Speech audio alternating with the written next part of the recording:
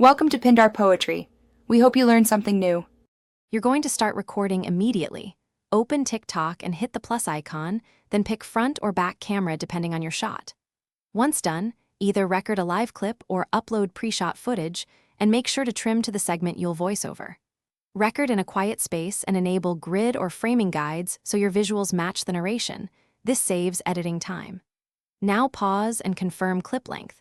Shorter clips are easier to match with concise voice lines. Next, tap the checkmark to open the editing menu and select VoiceOver.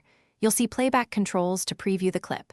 You should play the video and note where each sentence or phrase needs to land, then record short segments rather than one long take so timing is precise. If you need background audio, enable Keep Original Sound or adjust volume levels. Once recorded, use the waveform and playback to nudge your takes. This is how you ensure lips and actions. Finish by trimming voiceover clips with adjust clips and balance the voice level against music. Reduce background audio so your narration is clear. Once done, export a draft or use preview to watch the full video. If any line is off, re-record that short segment and replace it. If you hear echo or noise, make sure to use noise reduction or move to a quieter room and record again. This fixes most issues and keeps your TikTok sounding professional. Thanks for watching.